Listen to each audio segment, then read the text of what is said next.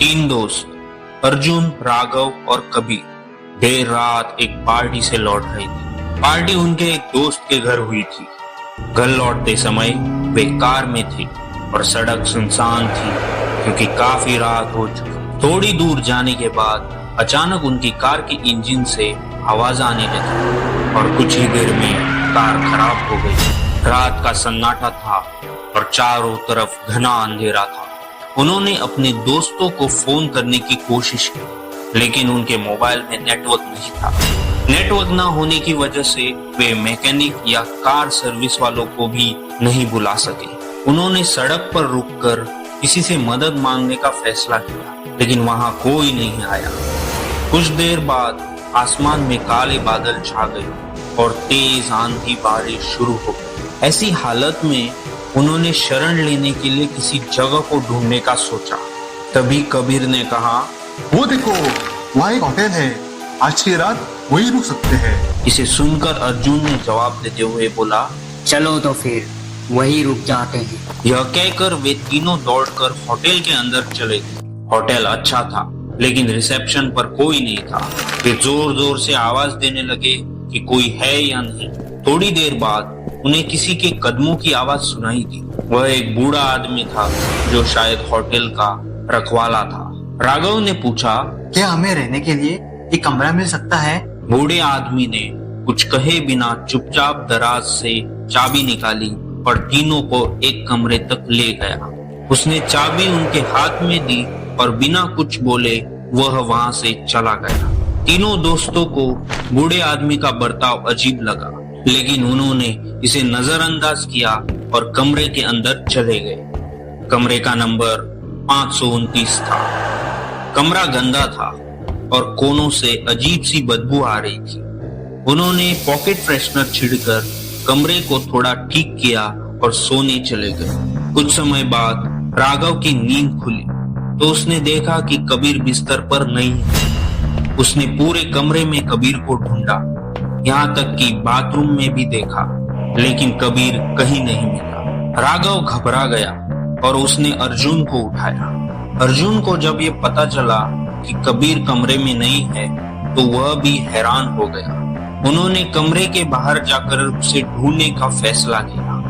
अर्जुन ने दरवाजा खोलने की कोशिश की, लेकिन देखा कि दरवाजा बाहर से बंद था। अब वे घबरा गए और जोर जोर से दरवाजे को पीटने लगे और कबीर को पुकारने लगे। कमरे में भी नेटवर्क नहीं था, इसलिए किसी को फोन करना भी संभव नहीं था। दोनों डर गए और मदद के लिए चिल्लाने लगे, लेकिन उनकी आवाज सुनने वाला कोई नहीं था। दरवाजे पर जोर जोर से पीटने और चिल्लाने के बावजूद किसी ने उनकी आवाज नहीं सुनी। अर्जुन और राघव का डर अब और बढ़ गया। कमरे में अजीब सी ठंडक और सन्नाटा छा गया था।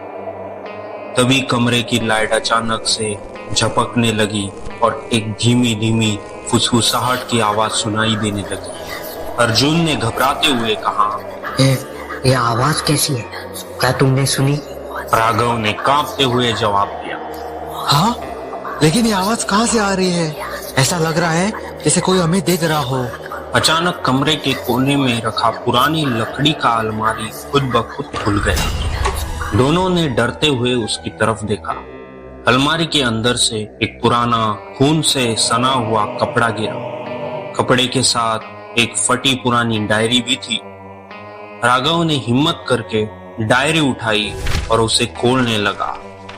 डायरी में अस्पष्ट और डरावने चित्र बने हुए थे और एक पन्ने पर लिखा था, कमरा नंबर 529 में कदम मत रखना। यह कमरा तुम्हारे लिए ठीक नहीं है, बल्कि यह कमरा तुम्हारी आत्मा को कैद कर लेगा। जो भी यहाँ रुका है उसने अपना अक्स कभी नहीं देखा। यहाँ से चीखें बाहर नहीं जाती और जो अंदर आ जाता है वो यहाँ से कभी बाहर नहीं जा पाता। डायरी पढ़ते ही अर्जुन और राघव डर गए। तभी कमरे के दरवाजे के पास किसी के पैरों की आहट सुनाई दी। दोनों ने डर के मारे दरवाजे की ओर देखा, लेकिन वहां कोई नहीं था। अचानक कमरे के खिड़की के शीशे पर तेज आवाज हुई, जैसे किसी ने जोर से थपकी मारी। अर्जुन ने खिड़की के पास जाकर बाहर झांकने की कोशिश की, लेकिन बाहर सिर्फ घना अंधेरा था। अर्जुन ने डरते हुए कहा, हमें यहाँ से निकलने का कोई रास्ता ढूंढना होगा राघव। ये जगह मुझे ठीक नहीं लग रही है। तभी अलमारी के अंदर से एक गुप्त दरवाजा दिखाई दिया। अर्जुन ने डरते डरते उसे खोला। दरवाजा खोलते ही उन्हें अंदर एक खौफनाक रास्ता दिखाई दिया। राघव ने कहा, क्या ये सही है? हमें इस रास्ते पर जाना चाहिए? और कोई चारा भी तो नहीं है। अगर यहाँ रुके तो कुछ गलत हो सकता है। चलो हिम्मत जुटाकर चलते हैं। दोनों उस गुप्त दरवाजे से अंदर घुस गए। रास्ता बहुत खौफनाक और घुमावदार था। रास्ते में अजीब अजीब सी आवाजें आ रही, जैसे कोई उनका पीछा कर रहा हो। अचानक रास्ता एक बड़े हॉल में खुला। कबीर जमीन पर बेहोश पड़ा था, लेकिन उसकी सांसें चल रही थी। अर्जुन ने उसके पास जाकर बोला, कबीर उठो, क्या हुआ तुम्हें? कबीर ने धीरे धीरे अपनी आंखें खोली, लेकिन उसकी आंखों में एक अजीब सा खालीपन था। वह लड़खड़ाती आवाज में बोला, हमें यहाँ से जाना होगा, वो आ रहा है। यह सुनकर राघव ने घबरा कर उससे पूछा, कौन आ रहा है? कबीर, तुम क्या कह रहे हो? वो जिसने इस कमरे को बनाया था, वो हमें जाने नहीं देगा। इतना कहते ही चारों तरफ से एक गूंजती हुई हंसी की आवाज सुनाई देने लगी। हॉल की दीवारों पर साए से दिखने लगे, जैसे कोई दीवारों के अंदर से झांक रहा। अर्जुन ने घबराते हुए इधर उधर देखा और चिल्लाते हुए कहा, कौन है वहाँ? सामने आ जा। हॉल का फर्श अचानक जोर से थरथराने लगा और कोने में पड़ी एक पुरानी टेबल खुद ब खुद हिलकर उलट गई। टेबल के नीचे से एक और गुप्त दरवाजा दिखाई दिया, लेकिन इस बार दरवाजे के चारों तरफ खून के धब्बे थे और दरवाजे से किसी के चीखने की आवाज ही आ रही। राघव ने अर्जुन का हाथ पकड़ते हुए कहा, हमें उस दरवाजे के पास नहीं जाना चाहिए। ये जगह मुझे ठीक नहीं लग रही। हमें अंदर जाना होगा, वहीं से हम बच सकते हैं। अर्जुन और राघव ने चौंक कर कबीर की तरफ देखा। उसकी आवाज सामान्य नहीं थी, उसकी आवाज अजीब सी थी, गहरी और कठोर। अर्जुन ने उससे पूछा, कबीर तुम ठीक तो हो ना? कबीर ने उनकी बातों को नजरअंदाज करते हुए दरवाजे की ओर बढ़ना शुरू कर दिया। उसके कदम भारी थे और ऐसा लग रहा था जैसे उसे कोई खींच कर ले जा रहा है। अर्जुन और राघव ने उसे रोकने की कोशिश की, लेकिन कबीर नहीं रोक पाया। अर्जुन और राघव ने कबीर को रोकने की पूरी कोशिश की, लेकिन वह दरवाजे के अंदर चला गया। अंदर गहरा अंधेरा था और हर तरफ से किसी के फुसफुसाने की आवाजें आ रही थी। अर्जुन और राघव ने एक दूसरे की तरफ देखा और मजबूरी में उसके पीछे पीछे अंदर गए। कमरा एक भयानक भूल भुलैया जैसा था, जहां दीवारों पर अजीब चित्र बने थे। अचानक जैसे ही सुबह की पहली किरणें हॉल की खिड़कियों से भीतर आई, सब कुछ ठहर गया।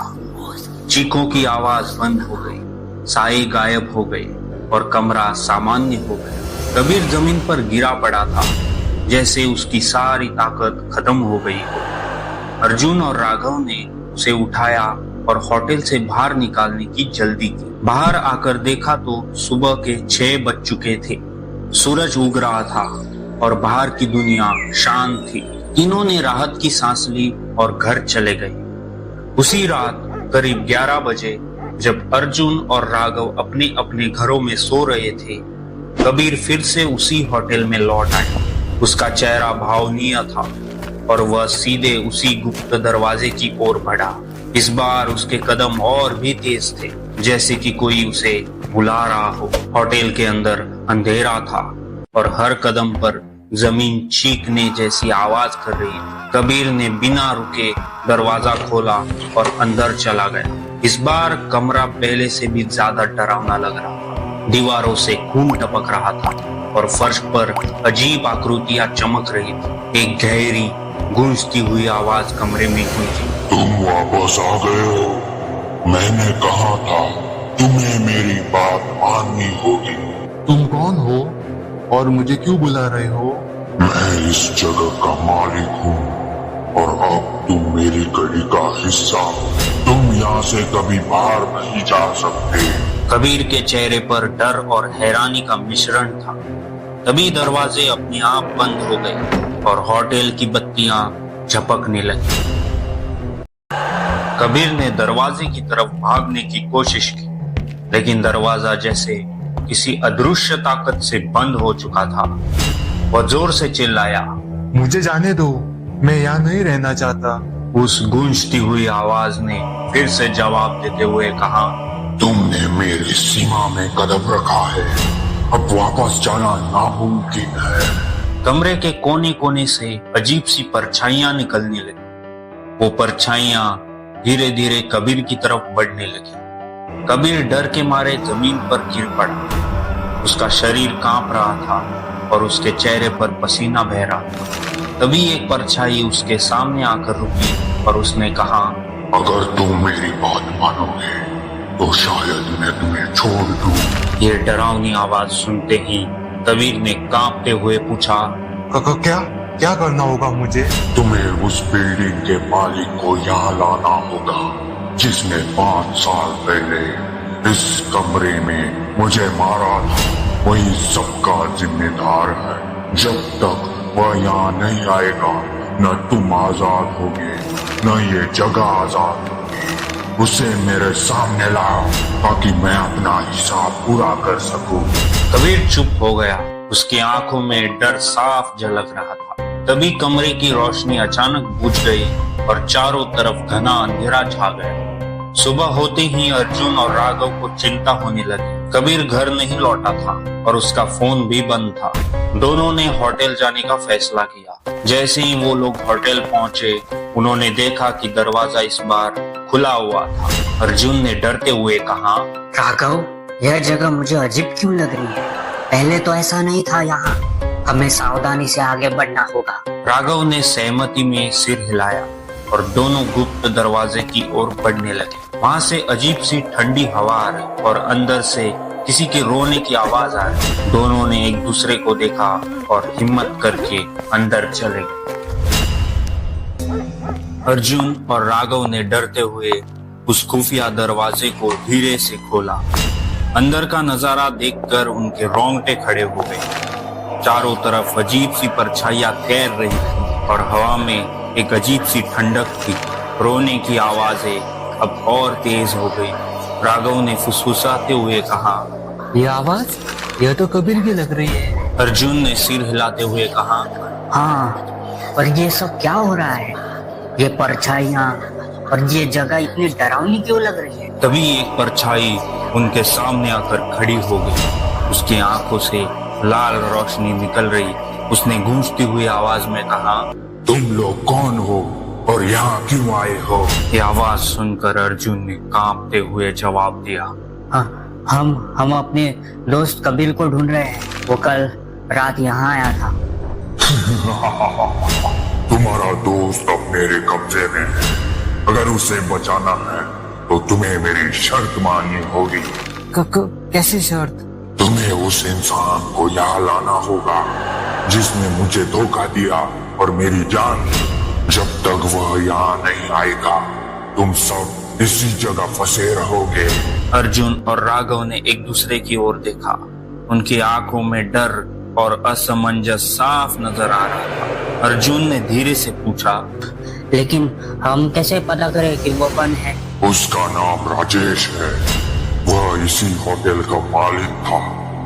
5 साल पहले उसने मुझे इसी कमरे में मार दिया था। अब जाकर उसे ढूंढो। जब तक वो नहीं आएगा न तुम्हारा दोस्त आजाद होगा न तुम लोग। राघव ने हिम्मत जुटाकर कहा, अगर हम उसे लेकर आए तो तुम वादा करो कि हमें और कबीर को जाने दोगे। मैं वादा करता हूँ, लेकिन याद रखना, अगर तुमने धोखा देने की कोशिश की तो तुम्हारा अंजाम भी वैसा ही होगा जैसा कबीर का होने वाला था। यह सुनकर अर्जुन और राघव ने सहमति में सिर हिलाया और कमरे से बाहर निकल गए। अब उन्हें राजेश को ढूंढना था, पर उनका मन डर और शक से भरा हुआ था। अर्जुन और राघव तेजी से होटल से बाहर निकले। दोनों के दिल की धड़कनें तेज थी। बाहर आते ही अर्जुन ने गहरी सांस ली और बोला, अब हमें जल्दी से राजेश को ढूंढना होगा, लेकिन हमें यह भी पता करना होगा कि असली सच्चाई क्या है। हाँ, हमें पहले राजेश के बारे में जानकारी जुटानी होगी। सीधे जाकर उसे बुलाना सही नहीं होगा। अगर वो सच में दोषी है तो वो भाग सकता है या फिर हमें भी खतरे में डाल सकता है। दोनों ने आसपास के लोगों से पूछताछ शुरू की। होटल के पास के एक पुरानी दुकान के मालिक ने बताया, राजेश, हाँ, वो पहले इस होटल का मालिक था, लेकिन 5 साल पहले उसने किसी और को ये होटल बेच दिया था और कहीं चला गया। लोगों का कहना था कि उस रात कुछ अजीब हुआ था, पर किसी को ठीक से कुछ पता नहीं। अर्जुन ने उत्सुकता से पूछा, क्या आपको पता है कि वह अब कहाँ है? दुकानदार ने थोड़ी देर सोचा, फिर धीरे से कहा, मैंने सुना है कि वह अब शहर के पुराने हिस्से में रहता है, बस स्टैंड के पास एक छोटे से घर में। लेकिन तुम लोग उससे क्यों मिलना चाहते हो? बस एक जरूरी काम है, धन्यवाद। अर्जुन और राघव तुरंत बस स्टैंड के पास पहुंचे। थोड़ी देर ढूंढने के बाद उन्हें एक पुराना सा घर मिला। दरवाजा खटखटाते ही एक आदमी बाहर आया। उसके आंखों में एक अजीब सा डर और चिंता थी। उसने संदेह भरी नजरों से पूछा, तुम लोग कौन हो? आप राजेश हो, है ना? ये सवाल सुनते ही घबराकर जवाब देते हुए उस आदमी ने कहा, तुम लोग मुझसे क्या चाहते हो? हम सच जानना चाहते हैं, 5 साल पहले होटल में क्या हुआ था? राजेश के चेहरे पर डर साफ झलक रहा था। उसने धीरे से कहा, मैंने कुछ गलत नहीं किया, मैंने बस अपनी जान बचाने की कोशिश की थी। किससे? साफ साफ बताओ, तुम किसकी बात कर रहे हो? राजेश ने हिचकिचाते हुए जवाब दिया, उस रात वो आदमी विक्रम, उसने होटल में कुछ गलत किया था। वो बहुत गुस्से में था। हमने झगड़ा किया और गलती से उसकी मौत हो गई, लेकिन मैंने उसे मारा नहीं था। यह एक हादसा था। लोग मुझे दोषी ठहराते, इसलिए मैंने सब कुछ छोड़ दिया और यहाँ आ गया। राघव और अर्जुन ने एक दूसरे की ओर देखा। विक्रम की आत्मा यह कह रही थी कि उसे मारा गया था, लेकिन राजेश कह रहा था कि यह एक हादसा था। राघव ने गंभीर स्वर में कहा, आपको हमारे साथ होटल चलना होगा। नहीं, मैं वहाँ नहीं जा सकता। वो जगह बहुत डरावनी है। अगर आप निर्दोष हैं, तो आपको डरने की कोई जरूरत नहीं है। लेकिन अगर आप सच में दोषी हैं, तो विक्रम की आत्मा आपको कभी नहीं छोड़ेगी। ये सब सुनकर राजेश अचानक से कांपने लगा। उसने कुछ देर सोचा और फिर थोड़ी देर बाद उनके साथ जाने की सहमति दिखाई। रात गहराने लगी थी। तीनों होटल पहुंचे। जैसे ही वे अंदर गए, हवा ठंडी हो गई। कमरे का दरवाजा अपने आप खुल गया और विक्रम की परछाई सामने आकर खड़ी हुई। उसकी गूंजती आवाज आई, राजेश, आखिरकार तुम आ ही गए। अब सच सबके सामने आएगा। कमरा अंधेरे से भर गया। अर्जुन और राघव सांस रोके खड़े थे। अब राजेश को अपने किए का हिसाब देना था या शायद असली गुनहगार कोई और था। राजेश घबराकर पीछे हटने लगा। उसकी आंखों में डर साफ झलक रहा था। नहीं, यह संभव है। विक्रम, तुम मर चुके हो। राजेश की आवाज कांप रही थी। विक्रम की परछाई धीरे धीरे आगे बढ़ी। कमरे की खिड़कियां खुद ब खुद खुल गई और ठंडी हवा बहने लगी। सच ज्यादा दिन तक छिप नहीं सकता राजेश। आज सबके सामने आएगा। अर्जुन ने राजेश की ओर देखा और कड़े स्वर में कहा, अगर तुम निर्दोष हो तो डर क्यों रहे हो? लेकिन अगर तुमने विक्रम को सच में मारा है, तो उसकी आत्मा तुम्हें कभी चैन से रहने नहीं देगी। राजेश के चेहरे पर पसीना आ गया। उसकी आवाज कांप रही थी। मैंने उसे मारा नहीं था, यह एक हादसा था। तभी कमरे में रखी कुर्सी अपने आप नीचे गिर गई। दीवारों पर अजीब छायाएं बनने लगी। राघव ने अर्जुन के कान में फुसफुसाकर कहा, कुछ गड़बड़ है या कोई साधारण आत्मा नहीं लग रही। अचानक विक्रम की परछाई तेज चमकने लगी और उसकी गूंजती आवाज आई। झूठ मत बोलो राजेश, तुमने मुझे धोखा दिया था, लेकिन तुम अकेले नहीं थे। सच बताओ, नहीं तो अंजाम बुरा होगा। राजेश मानो इन सभी घटनाओं से डर के मारे कांप रहा था। उसने अर्जुन और राघव की ओर देखा और फिर फर्श पर गिर पड़ा। उसने कहा, ठीक है, मैं सच बताऊंगा। उस रात विक्रम और मैं अकेले नहीं थे, समीर भी वही था।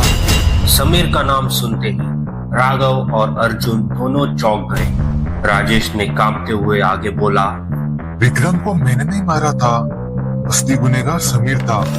उसने विक्रम को धक्का दिया था, लेकिन जब विक्रम गिर पड़ा तो वो डर गया और भाग गया। मैं वहाँ अकेला खड़ा था, इसलिए सबने मुझे दोषी समझ लिया। मैं सच कह रहा हूँ। हवा रुक गई, कमरे में शांति छा गई। विक्रम की परछाई स्थिर हो गई।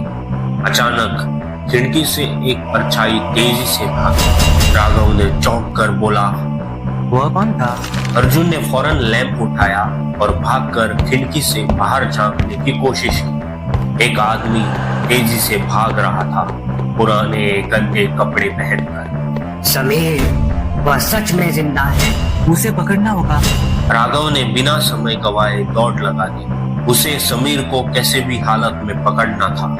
राजेश अभी भी सदमे में था। अब मुझे शांति चाहिए, लेकिन पहले समीर को उसके गुनाह की सजा मिलनी चाहिए। अर्जुन और राघव तेजी से समीर के पीछे भागने लगे। आगे अंधेरी गलियां थी और शायद वहां छिपा था एक और रहस्य। अर्जुन और राघव समीर के पीछे दौड़ पड़े, लेकिन जैसे ही वो लोग उस अंधेरी गली में पहुंचे, समीर कहीं भी नहीं दिखा। चारों ओर सन्नाटा था, बस हल्की हल्की हवा बह रही। यह कैसे हो सकता है? वह यही था, हमने अपनी आंखों से देखा है। अर्जुन ने चारों ओर नजर घुमाई। सामने एक पुराना गोदाम था। उसकी दीवारों पर सिलन थी और दरवाजा थोड़ा सा खुला हुआ था। कहीं वो इसी गोदाम में छिप तो नहीं गया? हो सकता है, हमें ध्यान से तलाशी करनी होगी। अर्जुन धीरे धीरे उस दरवाजे को खोलने लगा। चरमराती आवाज के साथ वह दरवाजा खुला और अंदर घना अंधेरा था। क्या समीर अंदर है? अर्जुन ने जेब से टॉर्च निकाली और अंदर रोशनी डाली। कमरा पूरा खाली था, लेकिन कोने में किसी के पैरों के निशान दिख रहे थे। यहाँ कोई आया था। हमें और आगे जाकर देखना होगा। जैसे ही वे लोग आगे बढ़े, अचानक किसी के चलने की हल्की आवाज सुनाई। अर्जुन ने जोर से पूछा, कौन है? कोई जवाब नहीं आया। अचानक एक परछाई तेजी से एक दरवाजे की तरफ भागी। वह समीर हो सकता है। राघव चिल्लाया और उसकी ओर दौड़ पड़ा, लेकिन जैसे ही उन्होंने दरवाजा खोला, अंदर कोई भी नहीं था। अर्जुन और राघव एक दूसरे की ओर देखने लगे। क्या समीर हमारा पीछा कर रहा है या हम उसका? यह सिर्फ भागने का मामला नहीं है राघव, यहाँ कुछ और भी छिपा है। अचानक पीछे से किसी के हंसने की धीमी आवाज आई। दोनों ने तेजी से मुड़कर देखा। कोई था जो अंधेरे में छिपकर उन्हें देख रहा था।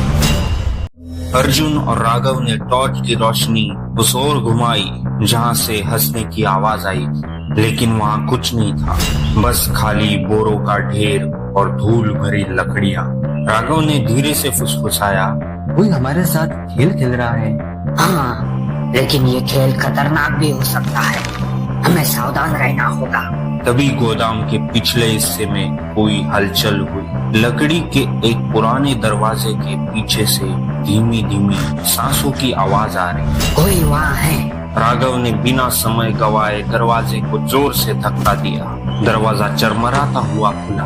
अंदर अंधेरा था, लेकिन जैसे ही टॉर्च की रोशनी पड़ी, एक साया तेजी से कोने में सिमट गया। समीर को पुकारते हुए अर्जुन जोर से चिल्लाया, लेकिन समीर कुछ नहीं बोला।